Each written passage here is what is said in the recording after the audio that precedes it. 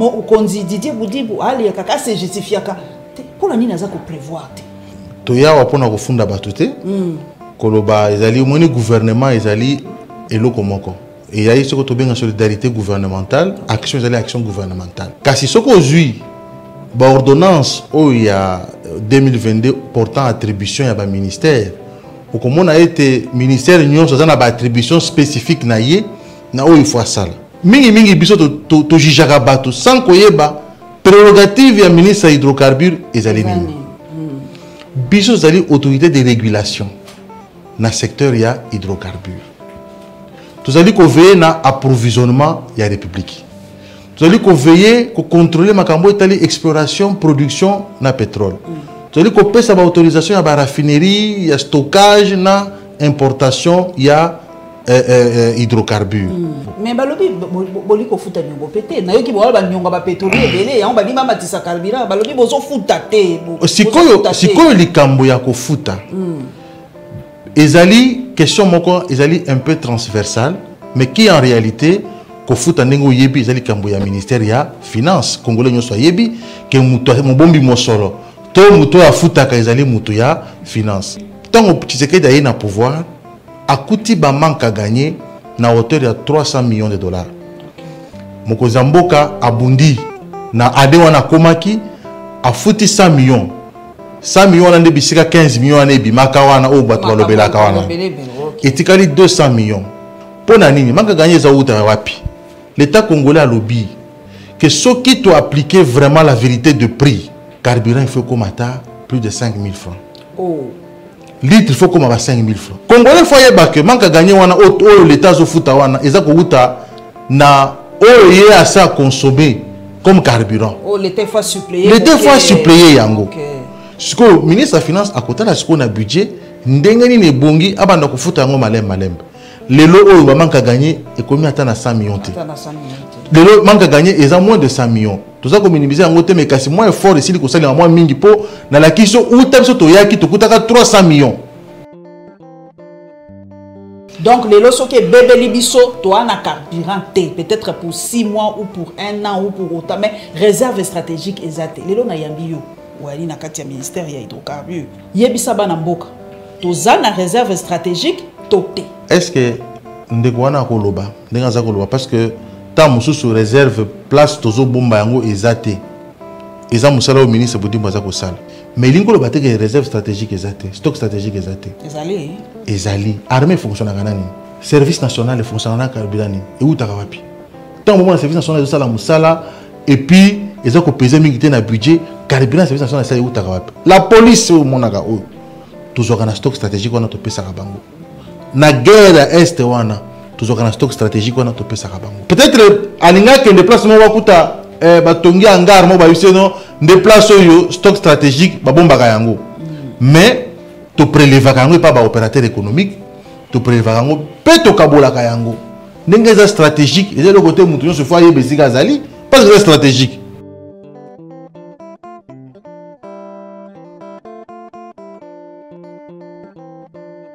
Toye lisusu bandeko kosolola na bino lelo tokosolola makambo ya pétrole, essence, kérosène nyonso bino bolingi po lelo na Kinshasa pe partout na République démocratique du Congo boko sentir que makambo ya malamu te bana mboka ba komona pasi lelo kotambola eza problème ba topé ya transport ba ko profiter pe ko matiso ya bango talo yango wana to bwaka kimbela na sepeli penza ke mbela wana ekomi epa mokonzi Didier Boudimu na pesi mbote mingi po tindelinga expert moto mayele na robika yenga to kosolula penza en profondeur likambo ya pétrole na mboka na biso ya kérosène ya nyoso bino bolingi papa robika yenga esengo mingi bali boso ye na fauteuil rouge we na sololi esengo mingi ya koyamba ye. Merci beaucoup maman Paulette ngape na zana esengo mingi leki mwa mikolo belé to sololi te to kutani te to na ndenge tozali ko sala ngo kala vraiment koleka na ba tango zalaki nano na info 7 mais a ozui zela mususu nano na yite elo na sepeli ndenge na se retrouver na kitio poto solo. Merci papa robika yenga, merci mingi papa robika yenga. Otambo leo na tongo na yebike yo komi na jeep climatisé woko mona sous libanda te. Est-ce que otambo leo na kisasa uti ndako na yo tina mosalo tambo obwaka yemi su gauche droite? Ata ngai moko na tamboli na jeep ndenge ozoloba wana. famille nanga ezali tata nanga azali maman nanga azali ndeko nanga azali yo po ali ndeko nangai congolais nyonso ko tambola lelo azali na pasi zaka ya bato nyonso donc ezaka situation option surtout yebi to moni yango pe tozali ko sala manso na mokonzi na biso Didier Budimbu po ete solution ekokana kozwama papa pour nini ba ko reprocher biso balobi na tuna bino surtout Robi Kayenga avocat monene pour nini bo prévoyaka te. Il faut toujours que tu réagisses a posteriori. Boyebaki que après un certain temps, carburé aussi là. Pour la nini bozo qui ba mesure te pour to comme à niveau yote ya ba rupture de stock ou soit il y a diminution, il y a pétrole, taux essence et tout nyo son amboka na biso. Est-ce que faut à chaque fois mon konzi Didier Budimbu ali kaka c'est justifié ka pour la nini naza ko prévoir te. Maman naza ko yebisa yo que to ya wapona ko funda batute. Koloba ezali moni gouvernement ezali eloko moko et yayi soko to benga solidarité gouvernementale action ezali action gouvernementale kasi soko ozui ba ordonnance o ya 2022 portant attribution ya ba ministère o komona ete ministère nyonso za na ba attribution spécifique na ye na o il faut ça congolais foyer ba d'abord biso musala na biso ezali nini pour soko ayebi musala na biso ndaro tuna kasi Budimbu aza ko sala musala to aza ko sala musala te mingi biso to jijaka bato sans koyeba prérogative ya ministre hydrocarbures ezali nini biso zali autorité de régulation na secteur ya hydrocarbures tozali ko veiller na approvisionnement ya république tozali ko veiller ko contrôler makambo etali exploration production na pétrole tozali ko pesa ba autorisation ya ba raffinerie ya stockage na importation ya hydrocarbures na koyebisa yo que mutu nyonso asengaka autorisation pour importer to stocker carburant awa soki tosali ba contrôle oyo loi eza kopesa biso topesa kaye ba autorisation topesa kaye ba makambo nyonso eza na mutu talobi te que non amemi carburant na mboka na biso te po ministre apesi ye autorisation ya koprovisionner Congo te oyo nyonso asengaka yango engebene mibeko na biso azwaka pe asalela kayango mais balobi boli ko futa nyongo pété na yoki bo ba nyongo ba pétrolier belé yango ba limba matisa carburant balobi bozo futa te sikoyo likambo ya ko futa ezali question moko ezali un peu transversale mais qui en réalité ko futa ndenge yebi ezali kambo ya ministère ya finance congolais nyonso yebi ke muto mobombi mosolo to muto ya futa ka ezali muto ya finance ngaza ko yebisa yo yebi ngana likamo muke nazaki conseiller ya ministre de l'économie nationale na yebi ne makambo ngo pe etambolaka mwa mingi na yebi yango soko ozui tango Tshisekedi aye na pouvoir akuti ba manque à gagner na hauteur ya 300 millions de dollars moko zamboka abundi na ade wana komaki afuti 100 millions wana nde bisika 15 millions ane bimaka wana o bato balobelaka wana etikali 200 millions toyo koya gouvernement ya Ilu Kambeye koya tokoti biso na mama Akasia to bandi ko sala musala na commission ba commission ya manque à gagner pona nini manque à gagner za uta wapi l'état congolais a lobby que ce qui doit appliquer vraiment la vérité de prix carburant il faut comme ata plus de 5 000 francs litre il faut comme 5 000 francs congolais faut yeba que manque à gagner wana o l'état zo futa wana eza ko uta na oye à ça consommer comme carburant l'état faut suppléer yango si l'état atali abi na population na pouvoir d'achat na ndenge biloko mati na carburant ndenge ezali parce que Congo azali pays moko aza pembenité le Congo akena kosomba carburant bisika bakoso basombaka ba fournisseur ba yaka na carburant oyo ba importaka carburant bazonga bisika moko na bato nyonso siko soki e mati mokili mobimba yeba ke ba kosomba pe tant ya oteka pe ba matisa pe siko l'état lobité au lieu de majorer yo prix tika na 2350 000 francs congolais oya likolo ngai l'état na kofuta parce que na monité population na subventionné pe ezaka na mboka na biso te na Cameroun esalemaka na Côte d'Ivoire esalemaka mboka ebele ba subventionnaka toujours pour na ba nationaux pour na ba congolais et tout ça ça quand même subvention ko si ko na yenga na kisa maman tokutaka 300 millions est-ce que monaka makambo aboyi omonaka yango te to otuka na 200 millions lelo oyo moi mécanisme aussi li ko tchama en place c'est que na mbula oyo basi bafutami ata 2-3 fois ba pétrolier basi bazui moi misolo sika bango so bazui misolo bazui bake bafuti banyongo na bango bazalaki na ngope parce que il faut pas ça la paix crédible vis-à-vis ya bateau bazo pesa bango alors tant qu'on va se retrouver que non crédibilité ça sous-sauté moi ba défisa bango sous ba pesa bango ba produit pour verser mbongo na ciment exact mais biso tikalaki mission ko kangate to komaki mikande ezali to lobi non to komeli premier ministre c'est des situations ils ont singa quand même que c'est vrai ba restriction budgétaire ezali ba makambo belé ezali FMI tout ça ministre de finance ana posa à respecter ba biloko belé mais tala likambo ezali koya awa lokola biso approvisionnement eza ya biso boluka moi solution na boluki solution bo vandaki na bango ensemble bo solaki na ba pétrolier yango te biso to komeli premier ministre bino ministère toyebi ke moi nani ezali tokutanga na bango eza na commission moko ba commission à manque à gagner amortissement bisika manque à gagner on a to certifié kango po ekoyaka na lola te tokoya bayene babino par exemple to consommer 30 000 mètres cubes allez 30 000 litres, ça fait combien? Tu multiplies le 30 000 mètres cubes fois autant de litres, ça fait combien? Tu dégages bon. Tu veux dégager bon, c'est que tu as 2350 000 euros, la population ça foutu. Bon, il fallait ça la combien? Il fallait attendre sur la plus structure, il faut attendre 4 000.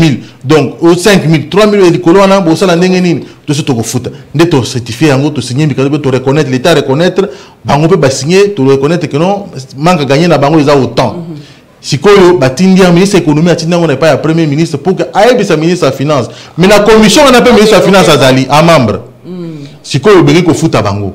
Si le ministre de la finance à côté de ce budget, ndengeni ne bongi abanda ko futa ngo malem.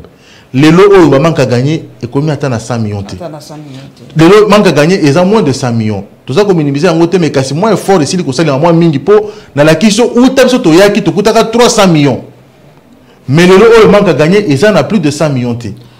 Donc, moi, moi, volonté peut couper ces alibis. Tu comprends le problème, c'est pétrolier, si peu crédibilité dans le PC, s'il n'est pas bateau, c'est ce qu'il va gagner aux oies.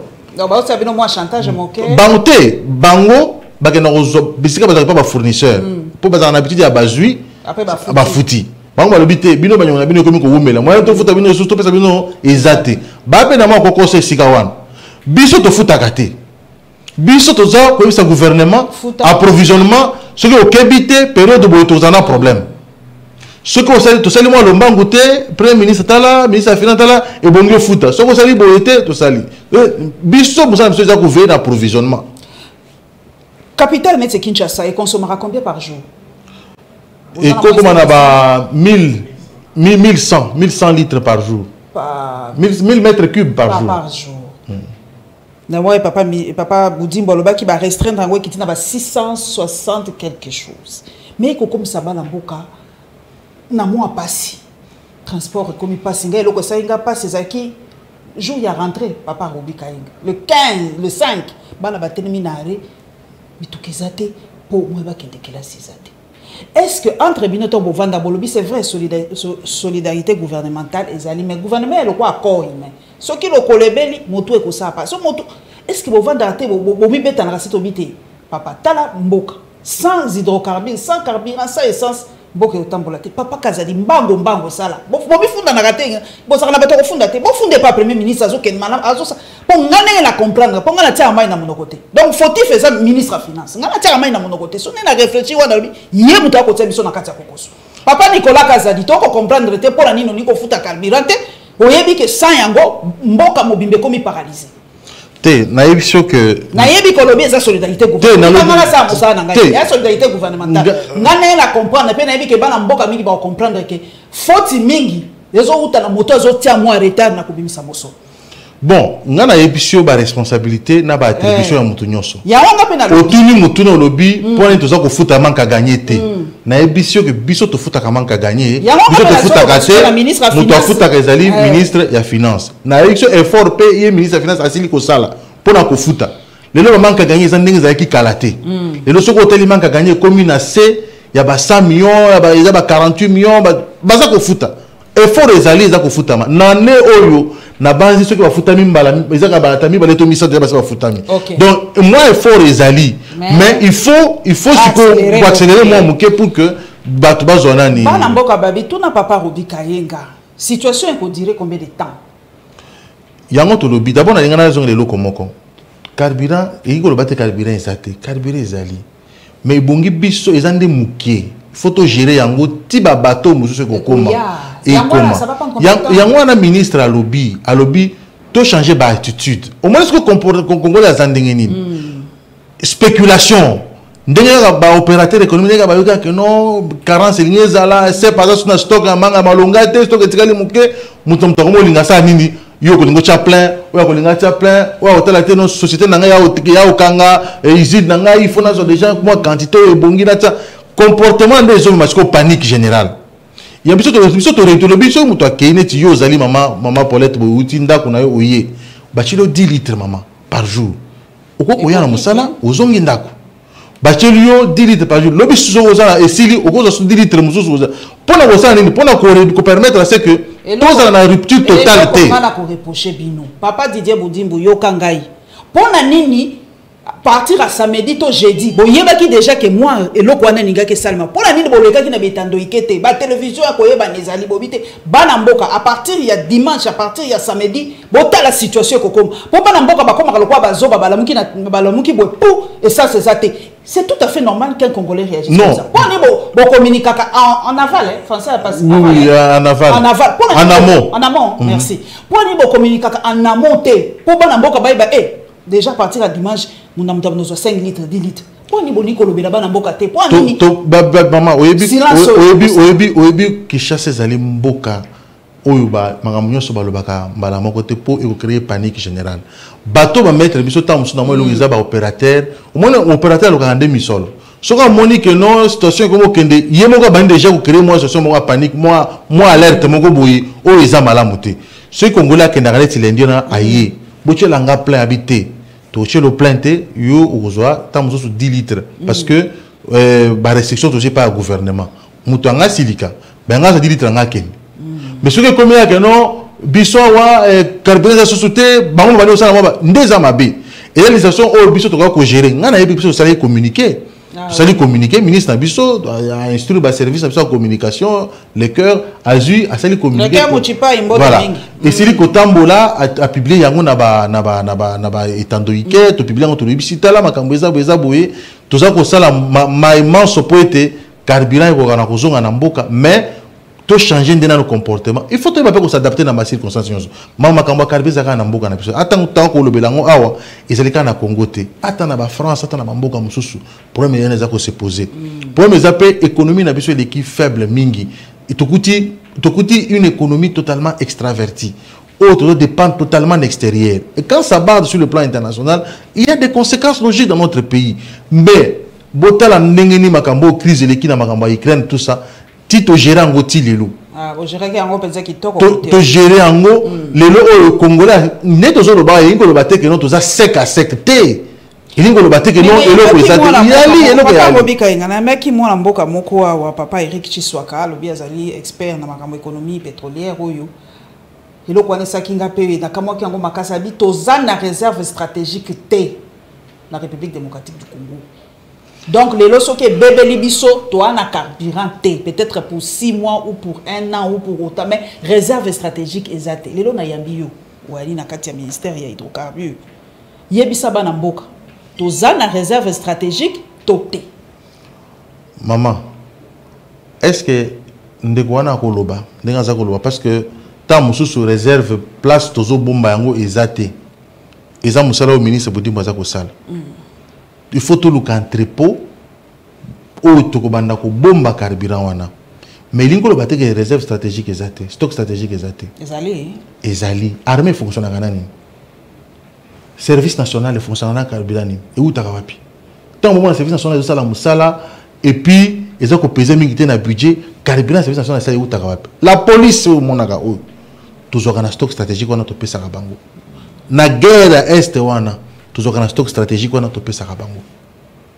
Vous comprenez maman? Donc elingo le baté que peut-être alinga que le déplacement wakuta batongi hangar mo ba non des places yo stock stratégique ba bomba yango mais to prélève yango pas ba opérateur économique to prélève yango pe to kabola yango ndenge za stratégique et le côté mutu se fois yebe sika zali parce que c'est stratégique mais ayeba ba congolais ba yeba ete ndenge armée fonctionne kawana et fonctionne carburant armée consomme carburant mingi na bitumba est na carburant il kindaka mingi société service de nation service national au moins les autres produits les lona commandant ou ya biso za ko produire ça la musala kitoko pona ba ndeko na biso ba ba kuluna carburant utaka wapi ministre mutape saka. OK. Voilà mboka bo se rassurer réserve stratégique ezali. Siko motu na mosusu papa na ngai to kende siko na dossier oyo ya bloc pétrolier. Na yebi ke yo za penza oza na kati na kati kuna. Yebi sa bana mboka. Ba bloc pétrolier yango ezali situé esikani na République démocratique du Congo. To koluka carte to kotia. Ezali wapi? Ba bloc pétrolier eza presque na ba province nyos. Et ça presque dans la province peu Congo a na ba bloc eza ebelé. Bino bo choisir ka 16 hein. Té, to comme na 27 30. 27 30 déjà. 27 blocs pétroliers na 3 blocs gaziers. OK, 27, OK. 27 blocs pétroliers na 3 blocs gaziers. Et ça na bamboka ebelé, et ça na Tanganyika, et ça na Mai Ndombe, et ça na Tanganyika Ndombe pour se pelater, na biko ko se personne na Tanganyika Ndombe. Et ça na Mai Ndombe, et ça na Congo central, et ça na Kasna Sankuru, et ça kuna na est na Ituri tout ça. Te kasi wana ketima Ndombe te. Wana keti kotima Ndombe. Kinga kati za izali kaka eteni moke, mais bloc ezo continuer ti na Mai Ndombe kuna. Donc 27 blocs pétroliers na 3 gaziers papa Kayenga ebisibiso. Mais bato bazolo bananga mais depuis bo lancer appel d'offre on a na moto penza bouche autorisée pour ba mauvaise langue ezanga kati. Balobi depuis bo lancer et kenda lokola kaka mopepe boy bato ba ko répondre binoté. Papa, est-ce que ba investisseur ba si ba répondre bino favorablement par rapport à ba bloc pétrolier wana? Bon, to lancer appel d'offre. To pesi bato temps pour ba ko déposer ba dossier na bango pour ba soumissionner. OK. To pesi pour un bloc gazier parce que gaz na biso ils na kati la Kivu. OK. Gaz wana ezali bombe à retardement. Ndenge pe papa on a yamaki alobaki oui. Yangonde jour explosé. Voilà, tous ça la ezo salema moi dégazage moko ezo salema ya moke moke pona ko dégazer yango pour evimba na te et ya ko pasuka mokolo mususu. Ce qu'il faut ba exploitango. Le ko faut to kende urgemment na gaz on a ba lungola yango pour que et diminuer ba risque ezali. Tu tiens 3 mois. En priorité 3 mois. Dans le mois d'octobre, tu ouvrir la pli. La pli, ya bateau va soumissionner pour un bloc gazier. Donc, étiqueté 1 mois pour un bloc gazier. Pour un bloc gazier, bateau va soumissionner. Pour un bloc pétrolier, tu payes 6 mois. Parce que tout ça, il faut tout ça la promotion. Il y a un bloc. Il faut loi, il y a les procédures légales établies par la loi. Alors, tu lances avis à manifestation d'intérêt parce que appel d'offres tout ça au sala et que ça on a 2 phases. Et en la phase de présélection, na phase de sélection. Ah toi en phase de présélection. Il y a on te lancer to pesi batu 6 mois. 6 mois na permettre biso ça ni. To kende na babisika batu basura ngamba pétrole. To la ki sa potentialité à Congo, que ça ba élément za nango ba bloc na biso to vanter yango pour que batu ba ya ko soumissionner. Donc le autre biso to na kati ya ko ça la promotion. Et ba bloc one. Estimation na biso toi là combien de barils? Tu produis combien de barils par jour estimation? C'est na ba bloc wana. Na ba travaux préliminaires. Oh, c'est salement tout ça dans les 22 milliards de barils. Wow. 22 milliards. Milliards de barils. Wana ba travaux préliminaires. Wow. C'est-à-dire que le Qatar na ba Dubaï na ba nini? Yango bitumba omoni ministre Budimbo aza kokufa lelo yango wana. Pour ake ko chuba isika ba chuba kate. Obi makamboyo ibanda loi oyo toujours salela oyo ibanda eza depuis 2015. Batikala ko sala appel d'offre te.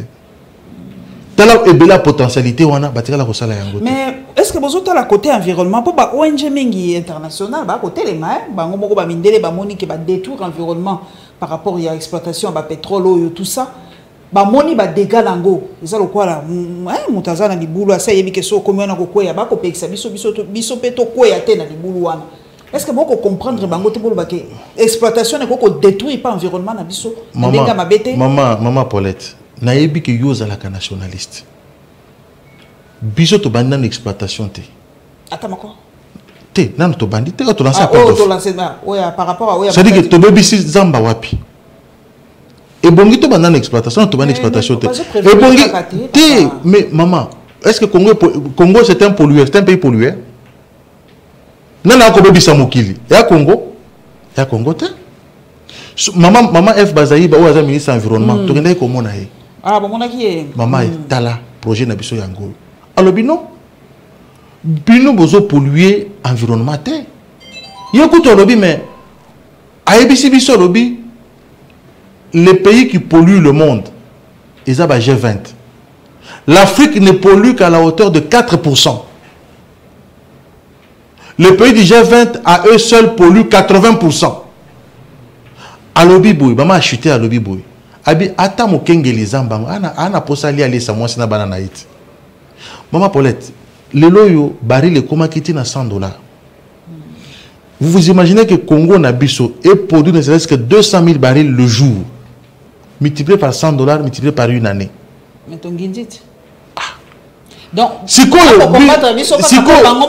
producteur à pétrole, il y a biso les qui est belé. Ceux qui te produisent pétrole, non seulement que Congolais à Congo et Congo mis sur le belé, mais nous deviendrons un État fort. Parce que le pays, on a un pays Qatar, on a Dubaï. Il y a un casse qui a pétrole. Si vous avez un Congo a commis un pétrole, a commis un mission le belé, Congo a vimbana, a commis une arme, a commis un bilo que belé, une quitte, bamanga mata, bateau salaire est bien. Il y a un balingue qui a besoin de na pas si on a tilelo. Environnement, et ça d'abord environnement na bisomoko. Tout ça va irresponsabilité. Tant on dirait que non, plutôt un gouvernement irresponsable, tu as valeur à forêt, tu as valeur yaba nyamate, tu as le côté. Biso tout ça un engagement, chef de l'État le beli yango à reprendre à répéter yango même la Danemark tant qu'il y a. Tokoto ça engagement na biso comme pays solution. Tokoto ça yango. Mais na bambo ke beli parce que exploiter pétrole. Awa na Brazzaville là. Parce qu'on exploite. Baza qu'on exploite pétrole. Mais kasi kuna environnement exact. Ba tourbière pesa kunati. Ba bloc belé pesa kuna. Parce qu'on a délaté. Et puis ndenge ba toba ko lobela wana pétrole c'est 30 000 mètres de fond, de profondeur. Si ko 30 000 mètres de ba ko luka pétrole. Pour na ko timo le pétrole ya loko la minité o ba ko yana ba pelle. Bayena bazo timola mabulu te bazo tia lokane basala ka forage wana bakoti bango rig bakoti rig akena 30 000 mètres 30 000 mètres na se mabele akeluka pétrole kuna abendi yango to sali ba bengo ba pipeline et continue na ba pipeline et kei et ko kota na place stockage to na raffinerie et sili et ko baby saté mais ba et to na posa ko timola 1 mètre et 2 mètres carrés te 1 mètre carré koki kaka moi eloba mukele to kotimola wana Tokotimo n'est pas union sauté. Tu as la possibilité de awa tina boulevard kuna peut-être sur les toko benda yango sans que tu ne timo la kuna. Technologie ça peut évoluer. Comparaison n'est pas raison. Balobi c'est vrai. Nzamba ba accès sous pétrole. Mais nyonso bino bozala kanango. O coltan o or o manganèse o ni e bongisela bino Congo anguti. Bino bokanisi ke lokola nde pétrole eye nde ko bongisela bino Congo. Bon wana okoloba na Kabila to na biso. Kabila sous président na koloba wa to le belango à partir il y a événement il y a Félix nyoso bozala ngo on moni quand même comme moi budget ça komata moi 40% ba mateli ba fonctionnaire ata ezali le côté mais quasiment il faut réaliser okomoni que mama makambo mike banzele za kotonga makambo za kosala mandamu ndamu le pétrole oyo peut-être oyebi que ce qui pétrole les alobi que bato balukila bato bitumba be bayaka papa kainga oyebi que on est na Nigeria ba prise d'otage ezalaka ba biloko tout autour ya richesse makambo pe ezanga kate. Est-ce qu'on a pris des précautions pour éviter par exemple la prise d'otage ya ko éviter ba biloko sala maka autour ya ba zone riche wana tozo mona ngo déjà na kota ba colta ba cobalt et comment bitumba siko bato ba ko banga ba bituna papa ko bikainga. Est-ce que bitumba et comment pe autour ya ba 27 blocs pétroliers en gote yango na moni tolobi to sala yango to za bisolo. Pour attendre bato ba olobela wana o ba environnementaliste ba olobela makambo environnement wana soki na parc vingo ba groupe armé za kuna ba bomaka ba gorille na biso ba gorille mamanga azaki na Rwanda pour nous qu'on visiter ba gorille na Rwanda kuna c'est $1,500 par personne oui bato to kenaki na bango balobi non il faut que vous visiter ngabi na okende te attention bo futela na okende te ba gorille wana za ya biso les comiques na na okende te $1500 pour de visiter ba gorille na Rwanda biso pas la biso on de visiter gorille ngo ezate parce que ba groupe armé za na kati mais kasi bato na environnement wana ba ko okende ko sunga biso te to éradiquer la biloko wana baza ko tala la biso baza ko tika biso moko to bunda siko so bito bibo to sala kasi pétrole na biso moko tozo misolo to battre la faune wana na forêt wana parce que to comme na manduki ya bien to comme armée forte na ba moyen moto ko sakana biso ko zalate et comme la biso mbongo et ko pesa biso makoki et ko pesa biso to za manduki o ebongi pour que to kana ko battre la ekolo na biso ezali et puis de deux ba société wana ba koya to ko signer na bango ba contrat oyo bango pe bako parce que premier utaka wapi ceux qui bino bobimi l'état mo bi yanke botosi ba engagement na binoté ndeko maka problème mais biso na loi oyo ya sika oyo ozali ko sala effort ya ko tosa yango pas à pas lettre par lettre ata ba contrat to ko signer na ba société wana to ko respecter ka mobeko et créer ba problème té papa Robeka Yenga bitumba ya banzoko pétrole les a blague té hein. Il y a de grandes sociétés, bah firmes internationales, bah casse quoi, bah Total, bah ezebele, bah bunda contre bango français, ko bundis américain, bah intérêt na bango pe en dehors il y a pétrole.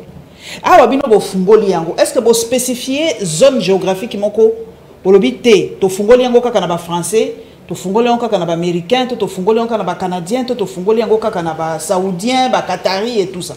Est-ce que bozo monte ke ba intérêt na bango kuna pe biso de toko futa na RDC biso to fungoli pona ba société ce qui société il y a monde entier kaka non ce monde entier mais boye ba que na contrat nyoso o to ko signer société nationale na biso ya hydrocarbures azana ba part sociale na katikuna ça dit que ceux qui yo yé ne to ça l'appel d'offre ceux qui to attribué au cadre bon ça va maman Paulette to pèse au bloc 5 mbala moko to biso kende pas son hydroc boyo kana bosala déjà partenariat na bino déjà loi et lobby que son hydroc a 20% déjà na yaye déjà minimum c'est tant que son hydroc déjà loi et lobby que ne ya 20% na siko et là on y au concept to koyeba te parce que to continue ba mandataire na biso kuna tozana bato na biso kuna son hydroc kozala wana pona kolandela ba moje za ko salema et puis na son hydroc tozana ba agent baza bien formé o ba mpe musala ngope pour bazo continuer kozala ba formation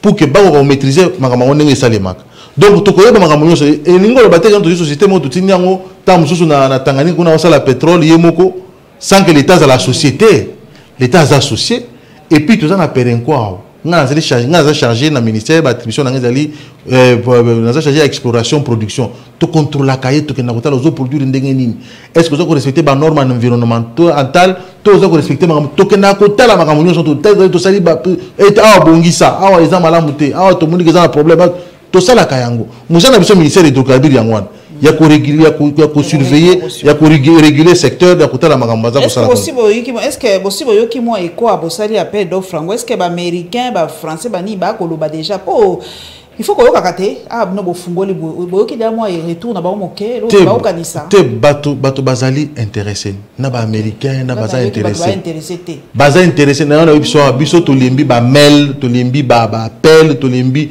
secrétariat na biso za ko yamba tous les jours ici bato baza ko ya baza ko tuna baza ko ya ko zo ba information nga nazali président ya commission wana Docteur Batouaza Kouya, Naza Kozoba rapport tous les jours. N'attendons au cours du secrétariat tout un message, Moussou, Batouazo Koma, Bazo Yako déposer, parce que bon, ça va dossier, parce qu'il faut bon ça dossier. Parce que bon, dossier, on va la monter, tu vois que ça. Alors, quoi, la ligne, tu sais, win-win, oh, bah, signer la chinois, on a un win-win. J'espère que vous avez expert, vous avez anglais, pour lobby nanga papa, et ça papa Robi Kayenga. Et là, bon, marabiso, bah, contre la bombe, indélé, mingezaka en anglais.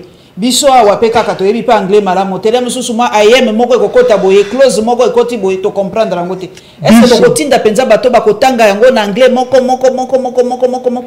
la langue officielle de la République démocratique du Congo c'est le français papa toyebi mais anglais pe za langue économique contrat mingi ya anglais papa contrat na Congo eko signame kakana na français société moko a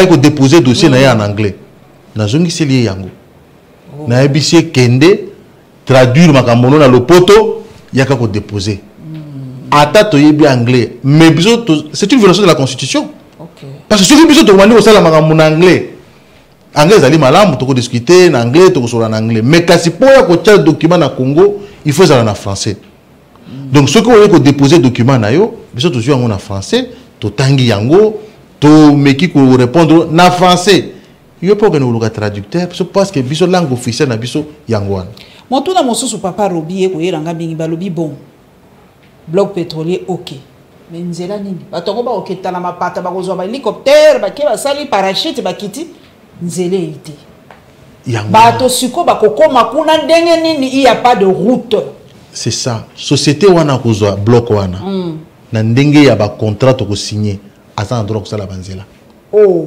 ah botie na kati ya contrat ezali ba intervention sociale ezali OK akosala nzela si faut kosala piste pour que ba avion na ba hélicoptère ekitaka wana akosala yango si faut akosala ba hôpitaux akosala mama développement eza wana yakosakana te yo moni soki mwanda wana balongolika kamwa perenko aza kuna wana yo kanisi mwanda kozana vie ba vivre kana pêche yango moko bato basalaka na bana mwanda basalaka na perenko nde baningisaka mwa soko tali bango ba contrat na perenko nde sala keno bato vivre kuna donc bato société soko ozui bloc okotonga ba école okotonga ba hôpitaux okotonga ba route soki banzela ezali to fungoli banzela soki ba wezi te osali ba wezi wana eza na kati ya bantelo est-ce que ebike perenko apesaka $400,000 chaque année pour l'intervention sociale na mwanda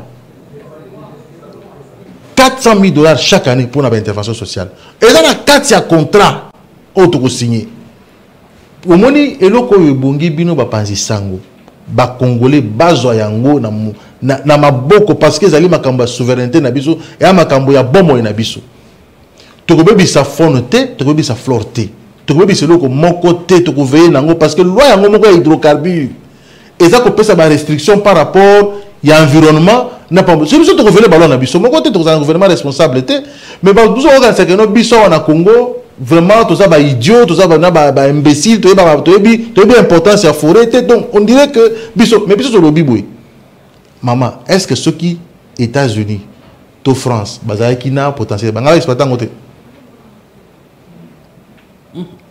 balé ba yote bino opposaka mais tout na te mais ils a réflexion ba ko exploiter yango ba ko tika te ba ko exploiter yango siko soko comme biso comme de environnement to bebisa environnement isikani o biso qui to signer contrat to sélectionner société yambo banda musala attaque maman F bazaye bazako ko accompagner biso to ki na déjà IC5 to ki na azana biso to la kiseke projet na biso o azako bomba ba forêt na biso to kena ko mona état to za na projet boy et puis eza 27 blocs wana te déjà concernés na makambo wana et ce que bloc to moko to mi balé to mi sat pas ka virunga pas ka virunga bon eza ce qui mi balé mi sat OK ozomona o eza pemi na garamba o eza tout ça eza ba bloc nyo sauté mais si ko façon bato ba lobela on dirait que 27 blocs nyo soana eza non eza concerné te OK papa Kayenga avant to continuer na makambo ya pétrole na zonga na mwa sima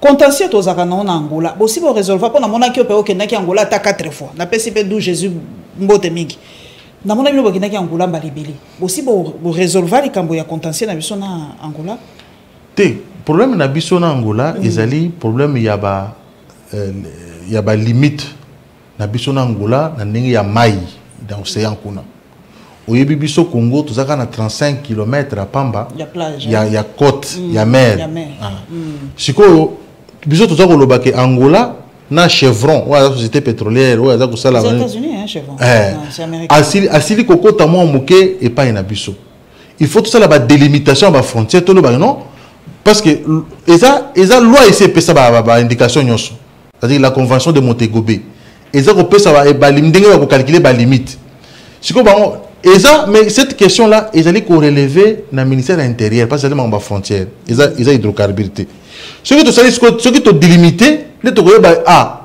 bino boza ko sala eza pas na biso eza pas na biso te to kuti dossier wana mais biso total eza impliqué ministère intérieur ministère ya intégration régionale et donc impliqué ministre affaires étrangères et impliqué même ministre affaires foncières et le ministère rebellé mais dans l'entretemps bango pas ça ko exploiter pétrole ici là sikoyo soki pétrole to la mouki na tongo to kuti non pétrole ici attends ça va tracer de ma contentieux bozo qui sambo ko ma mbele deux ministres Boudimbo lobite ngana okende nanu comme ministre sectoriel tout ça nanu tout dans la zone d'intérêt commun to bo pesa biso ta ndambu en attendant to délimiter pour ce qui est au coma que non bino bozaki pa na biso bo futa biso mo ngebele mais dans le tableau kata mo ndambu pesa biso ndiba négociation to na ça c'est la négociation ba on va le bino tout ça na deux champs les amis balé il faut exploiter na bino parce que on a arrivé à définir wa bengango zone d'intérêt commun zone où il faut exploiter Angola na biso exploiter biso nyos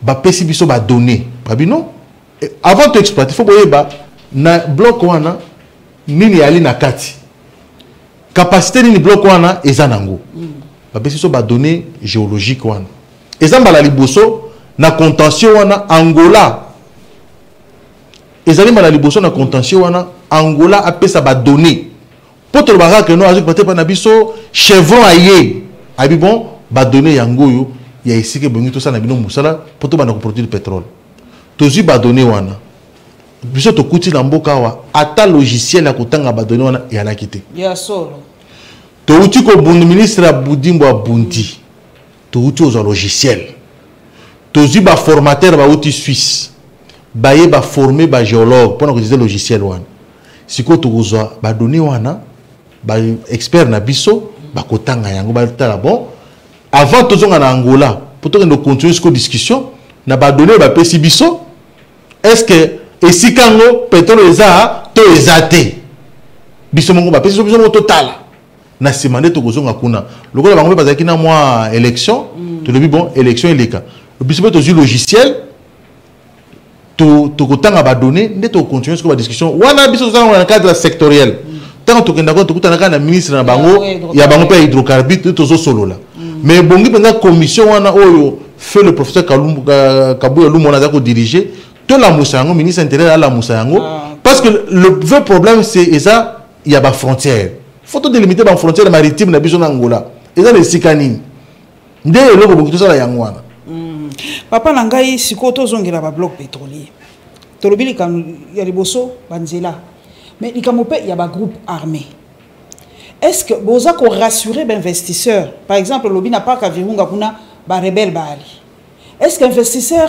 balobaka lingaka mbru ya minduki te bino boyebi est-ce que akozala na assurance ka kende na parc Virunga côté kuna minduki ko beta d'abord eza ba bloc tout ndezali na ba bisika wana na yebi mena ba bloc ezebele exemple voilà ya Virunga naza ko koma yango ce que tu par exemple bloc wana to pesa une société américaine to bloc wana société américaine a joué yango yo kanisi ke ba tona ba ko ya wana parce que oyebi que les États-Unis penda ba na ba société d'état terre ba ba société privée mais kasi ba représenter ba intérêt américain ba américain gouvernement américain a soutenir ba société wana so to par exemple to bloc mongo wana ozo ba na Virunga premier na Virunga parce que toi na bloc te na katikati ya Virunga ezate ba bloc kangami na parc OK parc Virunga wana yango nde keti na Uganda ba exploiter pétrole na parc parce que côté na bango parc Virunga suke pa na biso te et que ndati na Uganda mais na ngamo Uganda na kati ya parc ne ba ko sala pétrole mais ba ko lobela ngote biso to ni les maillons faibles to yango wana biso zo bakana mboka na biso ya makambo oyo opposition faisala majorité ezala ya mamususu oyo opposition kozala te neti le kambo oyo ya le kambo opposition te ya le kambo majorité te ezali kambo ya que congolais ya kolia ya congolais pe abola mo congolais avant to suki sa minute en tout cas to lobi mingi to sentir te que tango eleki sikoyo en général état des lieux à secteur pétrolier zandingeni na mboka na biso nayebi que tant que ministre Boutou comme na ministre Boudimbo to sala ki état des lieux to tambolaki d'abord totalement nanu makambo itali approvisionnement ya mboka ya ndenge nini obi na bakasa ikuna bazana ba difficulté belé bamboke belé tout ça to kendaki to sala ki to monaki que lelo oyo ebongi Congo azala na nani ya distribution ezala conforme ezala relié Congo mobimba c'est-à-dire que distribution à pétrole c'est les macabien tozata na usine raffinage à te hein te tozata na usine raffinage te mais to raffiner ni to produire loko ya malonga te bon la mwanda wana wala perencom tazani azo produire 25 000 barils le jour Et ça, biso tout ça na 40%, ceux qui 30% ya production wana. O etikali perengo pas sa société à ça cause. Si que tant ozi wana ils a combien? Et au pétrole perengo produisera par an, ça nous apporte dans les 180 millions. Sozi les acquis société moko ya raffinerie au basalaki, mais basalaki on a ils moins mikolo belé. Et comment obsolète? Et comment pratiquement obsolète, mais Sozi là comment kosunga biso comme société à logistique. Pour oyebi le quoi tous en apport à nos profondeurs. Tanker a mis dans haute mer. Moi, je pousse à permis les athées et comment est-ce qu'il na mata des athées. Et là, le pays de Bissombon, on a beaucoup pour carburer à la mort comme mata. C'est logistique. Logistique n'a plus aller moi pas. Sur le par exemple, moi ndati mata di pipeline des athées. Ceci ndati na bateau na ya mike et que tina haute mer et décharger banani ya mine noana. Banavette nyo soana ezali mi solo. Ça a un coût. Oh l'État supporte parce que l'État rémunère les logisticiens. Dans la structure des prix. Ah, Bolloré a été. Pardon? Bolloré a été. Voilà logistique, voilà pétrolière. Il y a la logistique. Il y a ça, oui, logistique pétrolière, tout ça, Sozir, tout ça, Sep Congo, tout ça, les Rescom, il y a moins d'amboka, les Rescom pétrolier, il y a moins d'amboka, Lédia. Ah, il y a Lédia. Il y a Lédia, et tout ça, na SPSA Kobil. Bangonde ba s'occuper de la logistique na mboka pour na pétrole et utama banana et comme na ango batindika ngona ba pipeline et ya okomati awa na Kinshasa na sepa na ville pour bato bazo pétrole bazo yango donc et ça ce qui mama to bandi ko produire ngo moni tant on sali état des lieux wana tout ça là qui rapport na gouvernement tout peut ça qui ba ministre peut ça qui ba piste de solution ma piste de solution entre autres monsieur Zali au toko ça ya lelo o ya ba appel d'offres.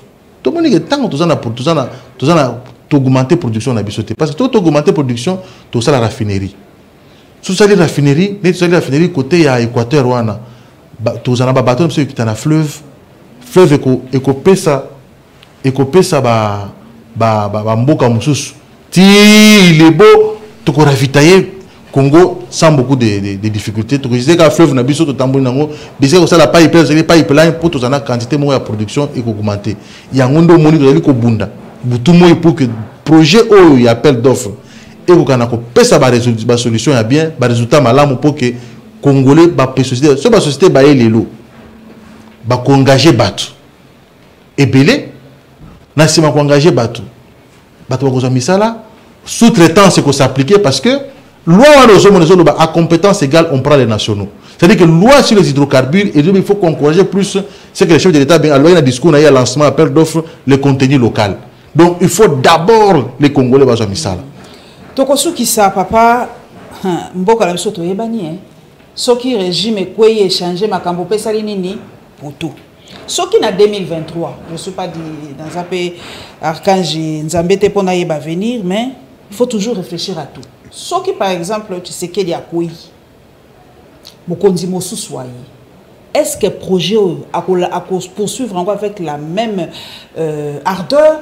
Tout a un projet où na Tshisekedi et quoi na mai tondegeni. Et là, quand on a vu Afrique, il y a un poto, il y a un continuité de l'État. Merci. Maïe qui papa Kainga.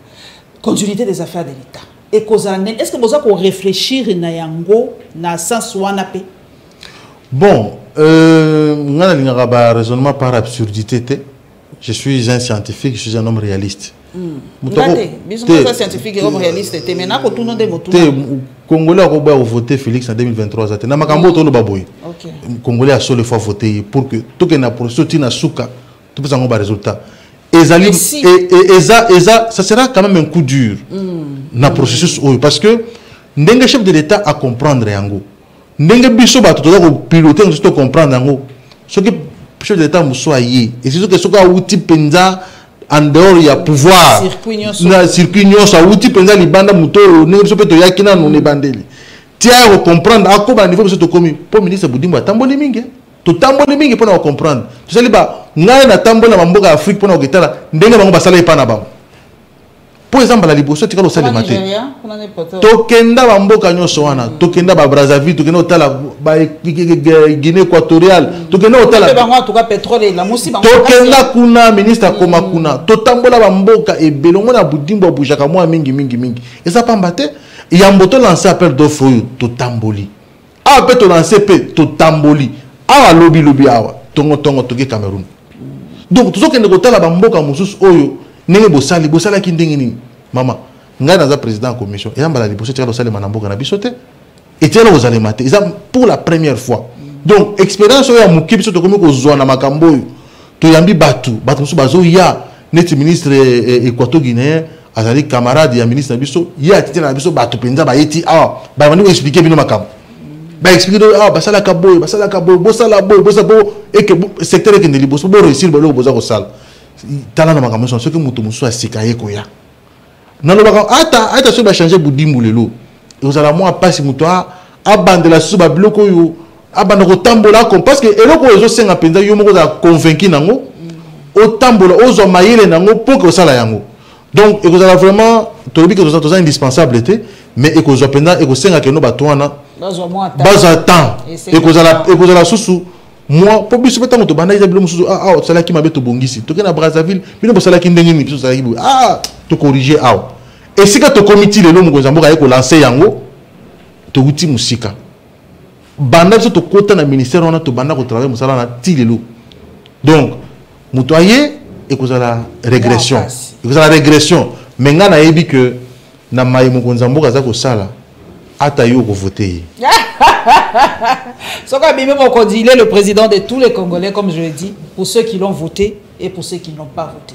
Merci en tout cas, Papa Robi Kayenge Sengomingi, besoin moins éclaircissement, moins éclairage dans les camboya carburant, balobito, ça la moins patriotisme, moké, bok ça la plein thé, bok n'a pas station, moins 5, moins 10 pour stock ya limoké, vous comprenez le stock ya moké, mais il y a un maïa koya, tant que koya, des situations que maman c'est mais va éviter combien de temps à toutes les questions. D'ici le 14. Ah, d'ici le 14. Voilà, précision peut-être détail moi en boka tunengana tuna. Donc d'ici le 14, situation que vous allez stabiliser. Donc vous avez moins patience, hein, tout se comporter bien en tant que civil, en tant que patriote congolais, ali et loko ils a ko salma na mokili mobimba. Donc ils allient kaka RDC tem ils allient frapper na crise pétrolière. Et là, on peut dire que bolo baka, bo communicaka, bo calmer bana mboka. Merci papa Didier Boudimbu, otinelinga moto mayele na ebike ekomaki. Na sepeli makasi. Pe kozala mbala suka te chaque fois que boningi bo communicaka toujours liboso ke makambo ekweya. Soki bato bagadier marché à bloc pétrolier, bo ko yebisa biso petos exclusivité, tala marché boye bozui. Po ekomate brassage mixage il y a un bloc pétrolier to lingi yango pété. Donc on a balasi. Au revoir maman. Merci beaucoup maman.